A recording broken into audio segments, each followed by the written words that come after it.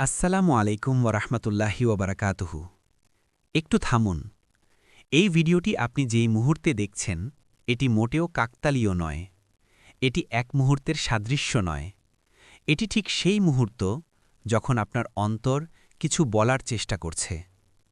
আপনার অন্তরে যে কষ্ট, সেই শূন্যতা, সেই অজানা টান, সেই চাপ, সবই আসলে একটি নীরব ডাক। একটি ডাক যা আপনাকে আল্লাহর দিকে ফিরিয়ে নিতে চাইছে। আপনি হয়তো ভাবছেন, আমার দুয়া কি কখনো আল্লাহ শুনবেন?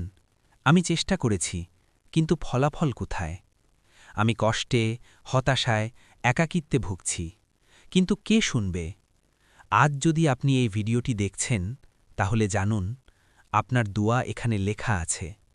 আল্লাহ তা দেখছেন, আল্লাহ তা পড়ছেন। এই মুহূর্তে স্ক্রল করা বন্ধ করুন। একটি নিঃশব্দ মুহূর্তও নিন। চোখ বন্ধ করুন, মন খোলা রাখুন এবং অনুভব করুন আপনার অন্তর আজ আল্লাহর নৈকট্যকে স্পর্শ করছে। কারণ এটি শুধুমাত্র একটি ভিডিও নয়, এটি একটি আহ্বান, একটি বার্তা, একটি নরম ডাক। এবার আপনি নিজেকে প্রশ্ন করুন, আমি কি শুনছি? আমি ফিরতে চাই। এই ভিডিওটি শেষ পর্যন্ত দেখুন, কারণ আপনার হৃদয় আজ যে ডাকটি শুনছে, সে জীবন পরিবর্তনের ডাক। এবং আল্লাহ আপনার দুয়াকে উত্তর দিচ্ছেন। ঠিক এই মুহূর্তে আল্লাহ দুয়া শোনেন। প্রতিটি মুহূর্ত। অনেক সময় আমরা ভাবি আল্লাহ কেবল বড় নামাজ বা বড় দুয়া বা কোনো অলৌকিক স্বপ্নের মাধ্যমে আমাদের শোনেন। আমরা ভাবি দুয়া তখনই কার্যকর হয় যখন তা চোখের সামনে ফলাফল আনে। কিন্তু বাস্তবতা অনেক গভীর। আল্লাহ আমাদের শিরার চেয়েও কাছাকাছি। তিনি জানেন প্রতিটি নিঃশ্বাস, প্রতিটি চিন্তা, প্রতিটি আবেগ। আপনার হৃদয়ের এক কোণে থাকা অজানা ব্যথাও তিনি জানেন। আপনি যখন একা, যখন কোনো মানুষকে বলতে পারেন না, আপনি যখন কষ্টের মধ্যে নিঃশব্দ কান্না করেন, এই মুহূর্তগুলোতেই আল্লাহ আপনার দুয়া শুনছেন। আপনি হয়তো তা অনুভব করতে পারছেন না। আপনি হয়তো ভাবছেন, আমার দুয়া কোথায়? কিন্তু জানুন, আপনার অন্তরের ভেতরের টান, সেই অজানা চাপ যা আপনাকে শান্তি দেয় না, সেটি আল্লাহর নীরব ডাক। এটি কোনো হঠাৎ স্বপ্ন বা চিৎকার নয়। এটি সেই নীরব আহ্বান যা আপনার হৃদয়কে আলোকিত করে, আপনাকে আল্লাহর দিকে ফিরিয়ে আনার জন্য ধীরে ধীরে কাজ করে। আপনি যখন নিজের কষ্ট, হতাশা বা অবস্থা নিয়ে চিন্তিত হবেন, এই নীরব ডাকই আপনাকে বলছে, ফিরে এসো, আমি এখানে আছি, আমি তোমার প্রতি সদয়, আমি তোমার দুয়া শুনছি প্রতিটি মুহূর্তে। এভাবেই আল্লাহ আপনার প্রতিটি অনুভূতিতে উপস্থিত থাকেন। এভাবেই তিনি আপনার হৃদয়কে নরম করেন। এভাবেই শুরু হয় আপনার আত্মার সাথে আল্লাহর সংযোগের গল্প। দুয়ার শক্তি। আপনার দুয়া কখনো কেবল একটি শব্দ নয়, এটি কেবল একটি অনুরোধ নয়। আপনার দুয়া হল আল্লাহর সাথে সরাসরি সংযোগের মাধ্যম। আপনি যতই মনে করুন ছোট, নিঃশব্দ, অপ্রকাশ্য, একটি ছোট আহ্বান, একটি হাহাকার ভরা ইয়া আল্লাহ বা শুধু মনের গভীরে করা দোয়া, সবই আল্লাহর কাছে পৌঁছায়। আপনি যা মনে করেন, যা অনুভব করেন, যা প্রকাশ করতে পারছেন না, সব কিছু আল্লাহ জানেন। প্রায়শই আমাদের মনে হয়, আমার দোয়া কি কার্যকর হচ্ছে না? আমি বহুবার চেষ্টা করেছি, কিন্তু কোনো ফল দেখা যাচ্ছে না। আপনি হতাশ হয়ে যেতে পারেন, কিন্তু বুঝে রাখুন, আল্লাহ জানেন। তিনি জানেন আপনার অন্তরের অবস্থা, আপনার হৃদয়ের টান, আপনার বিশ্বাসের গভীরতা। আপনার অন্তরে যতটা ভালোবাসা, ভরসা এবং সততা আছে, এটাই আসল দুয়ার শক্তি। আপনি হয়তো চোখে কোনো ফল দেখতে পান না, কিন্তু আল্লাহ দেখছেন। তিনি আপনার চেষ্টার প্রতি সদয়। তিনি জানেন কখন আপনার দুয়ার সময় এসেছে, তখন সেটি কার্যকর হবে, কখন আপনার হৃদয় শান্তি অনুভব করবে। দুয়া শুধু প্রত্যাশা নয়, এটি আল্লাহর রহমতের চাবিকাঠি। আপনি যত ছোট মনে করেন, যত অদৃশ্য মনে হয়, প্রতিটি দুয়া আল্লাহর কাছে মূল্যবান। প্রতিটি আন্তরিক আহ্বান আল্লাহ হৃদয় স্পর্শ করে। এটাই দুয়ার আসল শক্তি, নিশ্চিদ্র বিশ্বাস এবং আন্তরিকতার শক্তি যা আল্লাহর নৈকট্য তৈরি করে।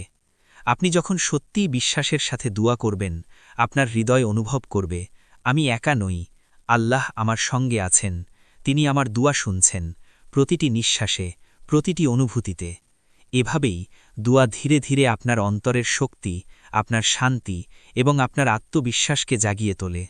এটাই দুয়ার আসল শক্তি, যা কেবল দৃশ্যমান ফলাফলের মধ্যে সীমাবদ্ধ নয়, বরং আপনার জীবন ও হৃদয়ের গভীরে কাজ করে। দুয়া মিস করলে যা হারাবেন।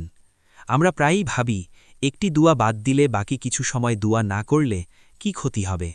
কিন্তু বাস্তবতা অনেক গভীর। যদি আমরা দুয়া করতে এটাই যদি আমরা আল্লাহর সঙ্গে সংযোগ ছিন্ন করি, আমাদের অন্তর ধীরে ধীরে বন্ধ হয়ে যায়। প্রথমে হয়তো সামান্য ফাঁক বা শূন্যতা অনুভব হবে। আপনি এখনও চোখ ভিজে কাঁদতে পারেন, আপনার হৃদয় এখনও অনুভব করতে পারে। কিন্তু যখন দুয়া এড়িয়ে যায় বারবার, আপনার অন্তরের সেই কোমল কাঁপানি ধীরে ধীরে নিস্তব্ধ হয়ে যায়।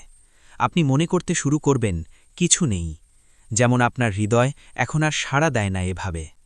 দুয়া এড়ানো ধীরে ধীরে জীবনের আনন্দ, উদ্দেশ্য হারিয়ে ফেলে। হৃদয় ফাঁকা হয়ে যায়, মন শূন্য হয়ে যায়। যে আনন্দ, যে শান্তি, যে ভরসা সব ম্লান হয়ে যায়। আপনি তখন ভিতরে অনুভব করবেন, কেন? কিন্তু মনে রাখুন, আল্লাহর সময় সব সময় নিখুঁত। যখন আপনি ধৈর্য ধরেন, যখন আপনি মন খুলে আল্লাহর উপর বিশ্বাস রাখেন, আপনি দেখতে পাবেন দুয়ার প্রতিটি মুহূর্তের মূল্য।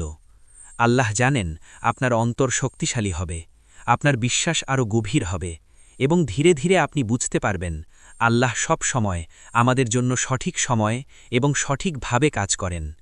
ধৈর্য শুধু অপেক্ষা করা নয়, এটি অন্তরের পরীক্ষা।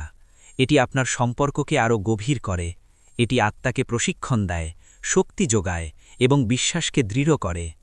প্রিয় ভাই ও বোনেরা, দুয়ার সঙ্গে ধৈর্য মিশিয়ে রাখলে আপনি শিখবেন কষ্ট সহ্য করতে। আপনি শিখবেন বিশ্বাস রাখতে। আপনি শিখবেন আল্লাহর প্রতি সম্পূর্ণ ভরসা রাখতে। এটি শুধু নামাজ বা দুয়ার রূপ নয়, এটি একটি আধ্যাত্মিক যাত্রা যা আপনার অন্তরকে ধীরে ধীরে আলোকিত করে, আপনার জীবনকে শান্তি ও স্থিরতার দিকে নিয়ে যায়। সুতরাং কখনো হতাশ হবেন না, কখনো তাড়াহুড়ো করবেন না। ধৈর্য ধরুন, বিশ্বাস রাখুন, মন খুলে দুয়া করুন, কারণ প্রতিটি দুয়া আপনার ধৈর্যের সঙ্গে মিলিত হয়ে একদিন আপনার জীবনের জন্য অবিশ্বাস্য, বরকত এবং শান্তি হয়ে ফিরে আসবে। দুয়া এবং আত্মবিশ্বাস। প্রিয় ভাই ও বোনেরা, যখন আপনি সত্যিকারের বিশ্বাস নিয়ে দুয়া শুরু করেন, আপনার জীবন ধীরে ধীরে পরিবর্তিত হতে শুরু করে। আপনার অন্তরের সেই অদৃশ্য ভয়, হতাশা, একাকিত্ব ধীরে ধীরে কমতে থাকে। এমনকি আপনি নিজেকে একা মনে করলেও আপনি বুঝতে পারবেন আপনি একা নন। আপনার জীবনের প্রতিটি পদক্ষেপ আল্লাহ দেখছেন। আপনি যে পথে এগোন তিনি আপনাকে দেখছেন এবং আপনার পাশে আছেন। দুয়া কেবল প্রার্থনা নয়, দুয়া আমাদের মনোবল এবং শক্তি যোগায়। দুয়া আমাদের শেখায় ভয়কে জয় করতে। দুয়া একটি জীবনের রূপরেখা। প্রিয় ভাই ও বোনেরা, দুয়া কখনো কেবল সমস্যা সমাধানের একটি হাতিয়ার নয়, এটি কেবল একটি মুহূর্তের কাবার নয়। দুয়া হল আপনার জীবনের রূপরেখা, যা প্রতিটি পদক্ষেপকে আলোকিত করে, প্রতিটি সিদ্ধান্তকে সঠিক পথে পরিচালিত করে এবং প্রতিটি মুহূর্তকে অর্থপূর্ণ গড়ে তোলে।